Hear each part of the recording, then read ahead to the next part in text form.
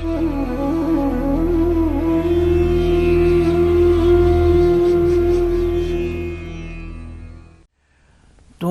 सत परमेश्वर सदा अविनाशी, हर हर गुणी निधान जियो, हर हर प्रभ एको अवर न कोई, तू आपे पुरख सुजान जियो। पुरख सुजान तू प्रधान, तुद जेवड़ अवर न कोई। तेरा शब्द सब तू है वरतैं, तू आपे करें तो होई। हर समय रविया एको सोई, गुरमुख लखया हर नाम जियो। तू सत परमेश्वर सदा अविनाशी, हर हर गुणी निधान जियो। सब तू है करता सब तेरी वडियाई, ज्यों पावै तिवै चलाए जियो। तुझे आपे भावै तिवै चलावै, सब तेरे शब्द समाए जियो। सब शब्द समावै जां तुद भावै, तेरे शब्द वडियाई। गुरमुख बुध पाइयै आप गवाइयै, शब्दे रहा समाई।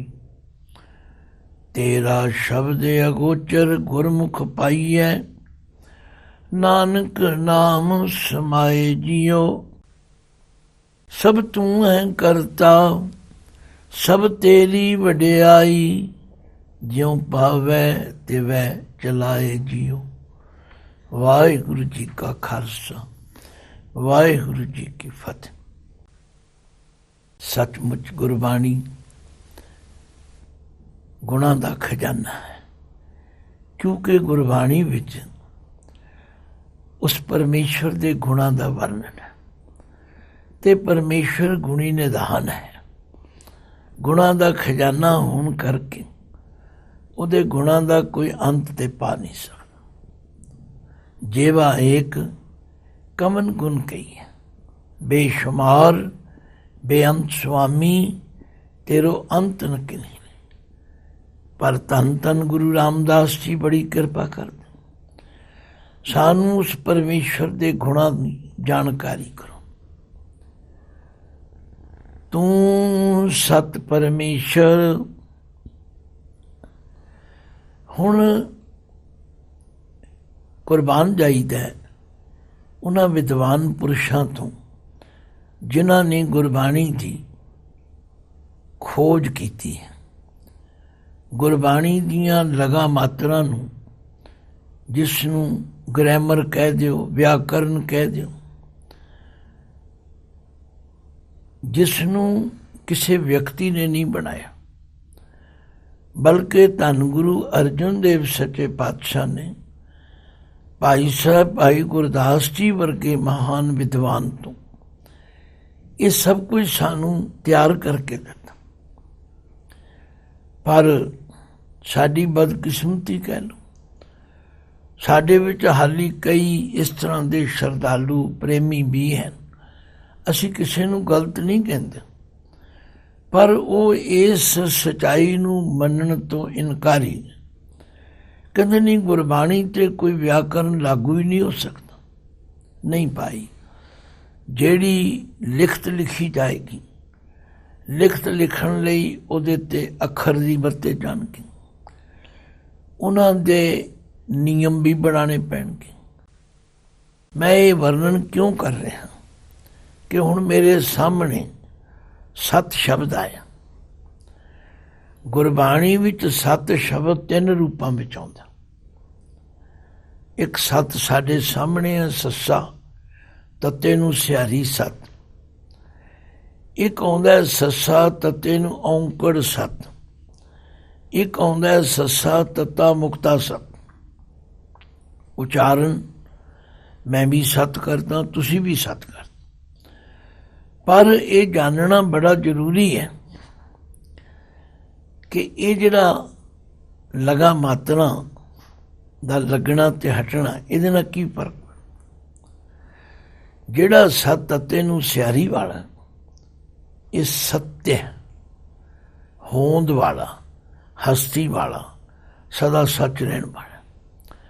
पर जिस सत दे तत्ते नूं औंकड़ आएगा, एक तां वो आम गुरबाणी विच संतोख दे नाल आएगा ते वो सत दा मतलब है दान करना, आचरण, करैक्टर वगैरह।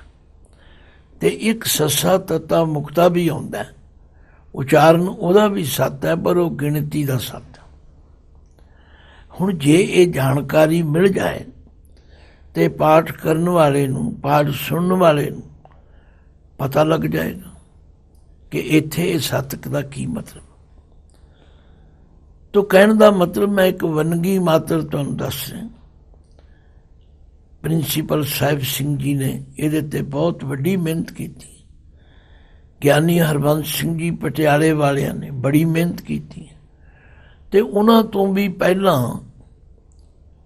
उन्हां विद्वानां ने जिन्हां विच बाबा हरकिशन सिंह जी, प्रिंसीपल जोध सिंह जी,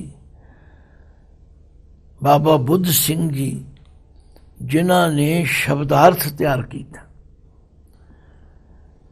तो उन्हां तो कुर्बान जाइए जिन्हां ने इस गुणा दे खजाने नूं साडे वास्ते इउं तरतीब दे के समझाया। तो गुरु रामदास जी कहते हैं, हे वाहिगुरु तू सत परमेश्वर, परमेश्वर परम ईश्वर तू वड्डा ते है ही, पर तू सदा सत है। इसलिए गुरु नानक साहब ने आद सच जुगाद सच है भी सच नानक होसी भी सच। तू सत परमेश्वर। हुण जे असीं इहदा सच्चा परमेश्वर नहीं करांगे ते गिणती दा सत कहांगे तो फिर परमेश्वर सत बन गए। इस वास्ते इन्हां नूं समझण वास्ते जगियासा दे नाल सानू यतन करना चाहिए। सिख मिशनरी कॉलेज ने गुरबाणी दे सरल व्याकरणक नियम, छोटी जी पुस्तक है पर नहीं असी पढ़न दे आदि नहीं रहे। शब्दार्थ वाले विद्वानां ने शब्दार्थ की पहली पोथी जिहड़ी है उहदे 5 पन्नियां दे उत्ते इस लगा मात्रा दे नियम की जानकारी की। एक सरदार धन्ना सिंह रिटायर्ड सैशन जज सन, उन्होंने बड़ी कृपा की थी। और पिंगलवाड़ा सोसाइटी वालों डॉक्टर इंद्रजीत कौर जी ने बड़ा परोपकार किया। उन्हां कीमती पुस्तकां नूं छाप के फ्री संगतां नूं दिता जाता, पर कोई लाहा ना ले ते फिर लाहा किवें लिया जा सकता। ये मैं सिर्फ इसलिए जानकारी दे रहा कि जे कोई माई भाई प्रेमी गुरबाणी नूं समझण वास्ते इन्हां पुस्तकां दा अध्ययन कर रहे ते उन्होंने बहुत वड्डी सहायता मिल सकती। तो गल की गुरु रामदास पातशाह कहते, हे वाहिगुरु तू सत परमेश्वर सदा अविनाशी। हुण ऐड़ा अखर लगन करके नैगेटिव बन गया। शब्द है विनाशी, विनाशी का मतलब नाश होने वाला, ऐड़ा लग गया अविनाशी। हर हर गुणी निधान जियो, हे हरि तू गुणा का खजाना। हर हर प्रभ एको अवर न कोई, हे वाहिगुरु अपने वर्गा तू इको एक है, तेरे वर्गा होर कोई है ही नहीं। तू आपे पुरख सुजान जियो। सुजान ते अजान 2 अखर ने। ਸੁਜਾਨ ਦਾ ਮਤਲਬ ਹੈ ਜਿਹੜਾ ਹਰ ਗੱਲ ਨੂੰ ਚੰਗੀ ਤਰ੍ਹਾਂ ਜਾਣਦਾ। ਅਜਾਨ ਦਾ ਮਤਲਬ ਹੈ ਜਿਹੜਾ ਨਹੀਂ ਜਾਣਦਾ। ਤੂੰ ਆਪੇ ਪੁਰਖ ਸੁਜਾਨ ਜੀਓ, ਤੂੰ ਆਪ ਹੀ ਉਹ ਸਿਆਣਾ ਸ੍ਰੇਸ਼ਟ ਹਰ ਗੱਲ ਨੂੰ ਜਾਣ ਵਾਲਾ। ਤੂੰ ਸਤ ਪਰਮੇਸ਼ਰ ਸਦਾ ਅਵਿਨਾਸੀ, ਹਰ ਹਰ ਗੁਣੀ ਨਿਧਾਨ ਜੀਓ, ਹਰ ਹਰ ਪ੍ਰਭ ਏਕੋ ਅਵਰ ਨ ਕੋਈ, ਤੂੰ ਆਪੇ ਪੁਰਖ ਸੁਜਾਨ ਜੀਓ। ਮੈਂ ਤੇ ਜਦੋਂ ਬਾਣੀ ਦਾ ਪਾਠ ਕਰਦਾ ਕੁਰਬਾਨ ਜਾਂਦਾ। ਮੈਂ ਕਹਿੰਦਾ ਲੋਕ ਰੱਬ ਦੀਆਂ ਗੱਲਾਂ ਕਰਦੇ ਨੇ, ਕਥਾ ਕਹਾਣੀਆਂ ਕਰਦੇ ਨੇ, ਪਰ ਗੁਰਬਾਣੀ ਰੱਬ ਨਾਲ ਗੱਲਾਂ ਕਰਾਉਂਦੀ ਹੈ, ਬਸ਼ਰਤੇ ਅਸੀਂ ਇਹ ਅਖੰਡ ਪਾਠ ਕਰਨ ਜਾਂ ਹੋਰ ਤਰ੍ਹਾਂ ਦੇ ਪਾਠ ਕਰਨ ਦੇ ਪਿੱਛੇ ਨਾ ਤੁਰੀਏ। ਸਹਿਜ ਪਾਠ ਕਰੀ, ਆਪ ਗੁਰਬਾਣੀ ਨੂੰ ਸਮਝ ਕੇ ਪੜ੍ਹੀ, ਫਿਰ ਵੇਖੋ ਰੱਬ ਨਾਲ ਗੱਲਾਂ ਹੁੰਦੀਆਂ ਨੇ ਕਿ ਨਹੀਂ। ਤੂੰ ਸਤ ਪਰਮੇਸ਼ਰ ਸਦਾ ਅਬਿਨਾਸੀ, ਹਰ ਹਰ ਗੁਣੀ ਨਿਧਾਨ ਜੀਓ, ਹਰ ਹਰ ਪ੍ਰਭ ਏਕੋ ਅਵਰ ਨ ਕੋਈ, ਤੂੰ ਆਪੇ ਪੁਰਖ ਸੁਜਾਨ ਜੀਓ। ਪੁਰਖ ਸੁਜਾਨ ਤੂੰ ਪ੍ਰਧਾਨ, ਤੁਧ ਜੇ ਵਡ ਅਵਰ ਨ ਕੋਈ। ਪੁਰਖ ਸੁਜਾਨ, ਤੂੰ ਐਸਾ ਸਿਆਣਾ ਪੁਰਖ ਹੈ। ਪੁਰਖ ਦੇ ਵੀ ਅਖਰੀ ਅਰਥ ਏਕਾ ਪੁਰਖ ਸਬਾਈ ਨਾਰ, ਅਸੀਂ ਸਭ ਜੀਵ ਇਸਤਰੀਆਂ ਹਾਂ, ਇੱਕੋ ਇੱਕ ਪਰਮਾਤਮਾ ਪੁਰਖ ਹੈ। ਤਥਾ ਉਹ ਪੁਰਖ ਜੋ ਸਰਬ ਵਿਆਪਕ ਹੈ। ਪੁਰਖ ਪ੍ਰਧਾਨ, ਪੁਰਖ ਸੁਜਾਨ, ਤੂੰ ਪ੍ਰਧਾਨ, ਤੂੰ ਸਭ ਤੋਂ ਮੁਖੀ ਹੈ। ਤੁਧ ਜੇਵਡ ਅਵਰ ਨ ਕੋਈ। ਜੇਵਡ ਦਾ ਮਤਲਬ ਜਿੱਡਾ ਵੱਡਾ, ਤੇਰੇ ਜਿੱਡਾ ਵੱਡਾ ਹੋਰ ਕੋਈ ਹੈ ਹੀ ਨਹੀਂ। ਤੇਰਾ ਸ਼ਬਦ ਸਭ ਤੂੰ ਹੈ ਵਰਤੈ, ਤੂੰ ਆਪੇ ਕਰੈ ਸੋ ਹੋਈ। ਕਈ ਪ੍ਰੇਮੀ ਸ਼ਬਦ ਬਾਰੇ ਵੀ ਪੁੱਛਦੇ ਨੇ, ਸ਼ਬਦ ਕਿੰਨੀ ਤਰ੍ਹਾਂ ਦਾ ਜੀ, ਉਹ ਸ਼ਬਦ ਕਿਹੜਾ ਜੀ ਜਿਹੜਾ ਸਾਡੇ ਹਿਰਦੇ 'ਚ ਵਸ। ਅਰੇ ਭਾਈ, ਸ਼ਬਦ ਗੁਰਬਾਣੀ ਦੇ ਸ਼ਬਦ ਨੂੰ ਵੀ ਕਿਹਾ ਜਾਂਦਾ, ਸ਼ਬਦ ਬੋਲ ਨੂੰ ਵੀ ਕਿਹਾ ਜਾਂਦਾ, ਤੇ ਸ਼ਬਦ ਦੇ ਵੱਖ-ਵੱਖ ਅਰਥ ਗੁਰਬਾਣੀ ਵਿੱਚ ਆਉਂਦੇ ਨੇ। ਇੱਥੇ ਸ਼ਬਦ ਦਾ ਮਤਲਬ ਹੈ ਹੁਕਮ। ਤੇਰਾ ਸ਼ਬਦ ਸਭ ਤੂੰ ਹੈ ਵਰਤੈ, ਤੂੰ ਹਰ ਜਗ੍ਹਾ ਤੇ ਮੌਜੂਦ ਹੈ, ਤੇਰਾ ਹੁਕਮ ਹਰ ਜਗ੍ਹਾ ਤੇ ਮੌਜੂਦ। ਤੂੰ ਆਪੇ ਕਰੈ ਤੋ ਹੋਈ, ਜੋ ਤੁਸੀਂ ਆਪ ਕਰਨਾ ਚਾਹੁੰਦੇ ਹੋ ਉਹੀ ਹੁੰਦਾ। ਹਰ ਸਭ ਮੈਂ ਰਵਿਆ ਏਕੋ ਸੋਈ। ਰਵਿਆ ਦਾ ਮਤਲਬ ਹੈ ਵਿਆਪਕ ਹੋ ਰਿਹਾ, ਉਹ ਇੱਕੋ ਪਰਮਾਤਮਾ ਸਭ ਵਿੱਚ ਵਿਆਪਕ।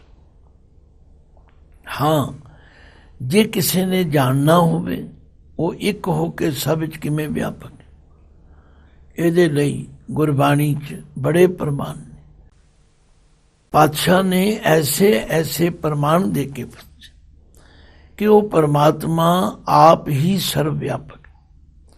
ਸਗਲ ਬਨਸਪਤ ਮੈਂ ਬੈ ਸੰਤਰ, ਸਗਲ ਦੂਧ ਮੈਂ ਘੀਆ, ਊਚ ਨੀਚ ਮੈਂ ਜੋਤ ਸਮਾਣੀ, ਘਟ ਘਟ ਮਾਧੋ ਜੀਆ।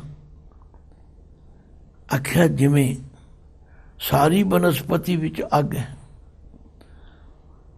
ਹਰ ਦੁੱਧ ਵਿੱਚ ਘਿਓ ਮੌਜੂਦ ਹੈ, ਇਸੇ ਤਰ੍ਹਾਂ ਉਹ ਮੇਰਾ ਮਾਲਕ ਹਰ ਸਭ ਮੈਂ ਰਵਿਆ ਏਕੋ ਸੋਈ।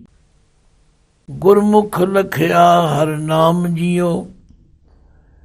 ਗੁਰਮੁਖ, ਗੁਰੂ ਦੀ ਸ਼ਰਨ ਪਿਆ, ਗੁਰੂ ਦੇ ਦੱਸੇ ਰਾਹ ਤੇ ਚੱਲਿਆ, ਗੁਰੂ ਦੇ ਬਚਨਾਂ ਤੇ ਨਿਸ਼ਚਾ ਕੀਤਿਆਂ।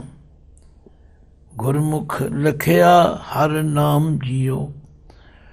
ਤੂੰ ਸਤ ਪਰਮੇਸ਼ਰ ਸਦਾ ਅਵਿਨਾਸੀ, ਹਰ ਹਰ ਗੁਣੀ ਨਿਧਾਨ ਜੀਓ। हे ਵਾਹਿਗੁਰੂ, ਤੂੰ ਸਦਾ ਸੱਚਾ ਹੈ, ਪਰਮੇਸ਼ਵਰ ਹੈ, ਅਵਿਨਾਸੀ ਹੈ ਔਰ ਗੁਣਾਂ ਦਾ ਖਜ਼ਾਨਾ ਹੈ। सब तू है करता, सब तेरी वडियाई। ज्यों भावै तिवै चलाए जियो। सब तू है करता, सारे संसार दा करता तू।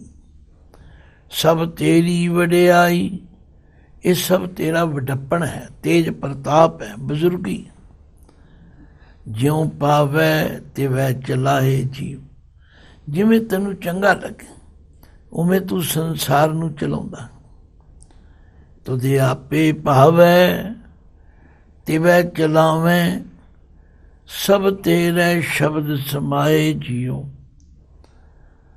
देखो उचारण की गल भी सीखनी। उपर आया चलाए, चचा लले नूं कन्ना ईड़ी नूं सियारी, चलाए पढ़े। अगे आया चलावें, हुण इहदे स्पैलिंग बदल गए ने। चचा लले नूं ला कन्ना ववाह इहनूं सियारी।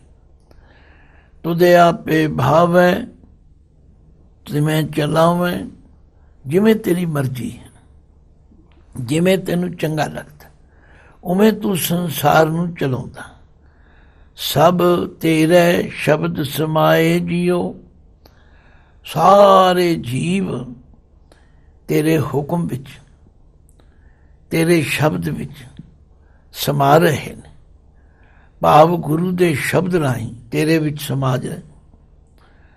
सब शब्द समावै जां तुद भावै, तेरे शब्द वडियाई। सब सारी सृष्टि शब्द समावै, गुरु दे शब्द राही तेरे नाल इकमिक हो सकती। पर कदों? जां तुद भावै, जे तैनूं चंगा लगे। तेरे शब्द वडियाई, ये तेरे शब्द की वडियाई है, तेरे हुक्म की वडियाई। गुरमुख बुद्ध पाईऐ आप गवाईऐ, शब्दे रहा समाई। देखो एक गल कितनी सरल करके समझाई। गुरमुख बुद्ध पाई, गुरु के उपदेश राही वो बुद्धि जिसनों विवेक बुद्धि कहा जाता। बुद्धि तो सारियां कोल है। जो भी जीव परमात्मा ने पैदा किया सब कोल बुद्धि। ये जिहड़ा बुद्धि विच विवेक है, जिन्हों विचार वाली बुद्धि कहते हैं, ये गुरु के उपदेश राही मिलती। पर मिलती कदों है? आप गवाई है, जे अपनी होमे छड़ दईए। असी गुरु दे कोल जांदे हाँ, बाणी का पाठ पढ़ते सुनते सुनाते हाँ, पर आपा नहीं गवाउंदे।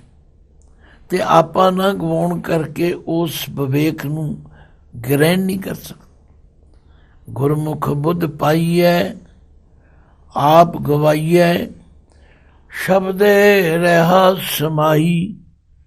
शब्द द्वारा फिर रहा समाई, उस परमात्मा की सोझी पै जाती। तथा जिहड़ा शब्द की कमाई करता वो फिर परमात्मा नाल इकमिक हो जाता। तेरा शब्द अगोचर गुरमुख पाईऐ। हे वाहिगुरु तेरा हुक्म अगोचर है, वो इन्हां ज्ञान इंद्रियां की पहुँच तो परे। पर गुरमुख पाईए, गुरु के उपदेश राही उसकी समझ प्राप्त। नानक नाम समाए जियो। नानक जी फरमाते हैं, इस तरह गुरु की बुद्ध लैके गुरु के दसे मार्ग ते चल के नाम समाए जियो। नाम दे ममे नूं सियारी, नाम विच समाया जा सकता। सब तू है करता, सब तेरी वडियाई। ज्यों भावै तिवै चलाए जियो। हे वाहिगुरु तू ही सारे संसार का करता है, ये सब तेरी ही महिमा है, तेरी वडियाई है। और ज्यों भावै तिवै चलाए, जिवें तैनूं चंगा लगे उवें तू संसार नूं चलाउंदा है। वाहिगुरु जी का खालसा, वाहिगुरु जी की फतेह।